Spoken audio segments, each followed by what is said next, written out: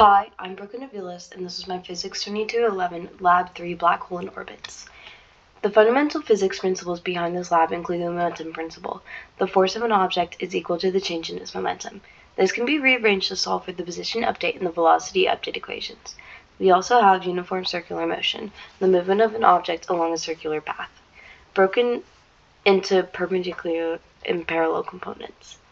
We also have the gravitational force equation, which is the measurement of the force between two objects based off the universal gravitational constant, mass, and the distance between two objects. The purpose of Lab 1 is to determine the mass of the black hole using circular motion.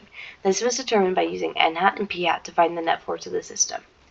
The purpose of Part 2 is to determine the initial velocity of the spaceship needed to get it to orbit both the moon and the planet. This was to show how multiple celestial bodies will impact the orbit of a smaller object. From the experiment, we were able to determine that the mass of the black hole was 5.66 times 10 to the 33rd kilograms. Additionally, we were able to see that the velocity was negative 22,000, 24,404, and 0 meters per second, allowed the ship to orbit the planet with impacts from the moon. Our orbit showed different sized ellipticals as the ship would orbit the planet because the moon would pass by and cause it to start orbiting the moon for a split second before going back to the planet. In Part 1, we determined the system to be the black hole and the star, and the surroundings is everything else.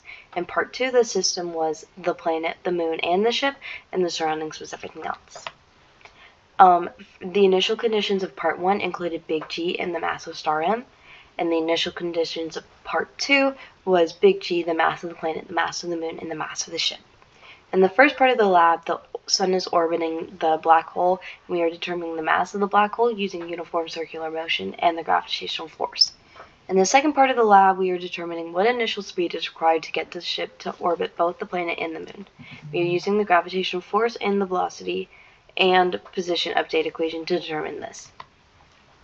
For Part 1, we found the change in momentum and the change in velocity, and we then found the parallel and perpendicular components of the net force. We then rearranged the gravitational force equation to solve for the mass of the black hole. In Part 2, we found all of the forces acting on the moon, and we found all of the forces acting on the ship, and we used those net forces to solve for the moon's velocity and then the change in the moon's position, as well as, and the same for the ship. In Part 1, from our Glowscript, we were able to see that the average mass was 5.66 times 10 to the 33rd kilograms.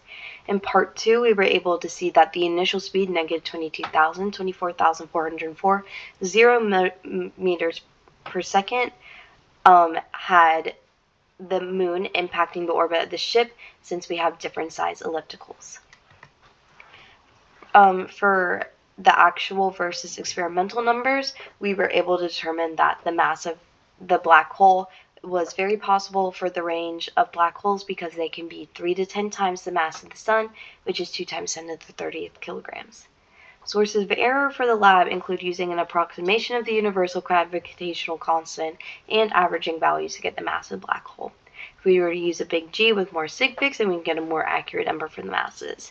Additionally, by taking the average in the mass of the black hole, we are not accounting for any outliers that could be potentially taken out, so that could definitely change our mass to be greater or lower. The net force of the sum is the sum of its perpendicular and parallel components. The perpendicular component determines the direction of the circular motion, while the parallel component determines its magnitude. The parallel component is equal to the change in its momentum, while the perpendicular component is the mass times the velocity squared over r. The net force is the change in momentum over time, which is different from the parallel component, which is the change in the momentum, because it is just final minus initial momentum. If the system was a black hole, planet, moon, and ship, then there would be more forces acting on one another. For example, there would be a force from the black hole acting on the original 3 objects and the original 3 objects acting on the black hole. Since the black hole has the largest mass, it will have the greatest attractive force, causing the other objects to orbit it.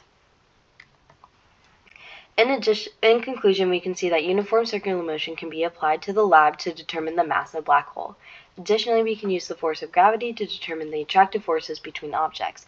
We can also use the position update equation to predict the motion of an orbit, where we can see multiple objects can produce an attractive force on one body. From part 2 of the lab, we can see how celestial bodies interact with each other due to the attractive gravitational force. We are able to see that the smaller object will have an elliptical orbit around the larger mass until it is pulled out of its path and starts orbiting the smaller. When the moon gets too far away, the ship then starts orbiting the planet again.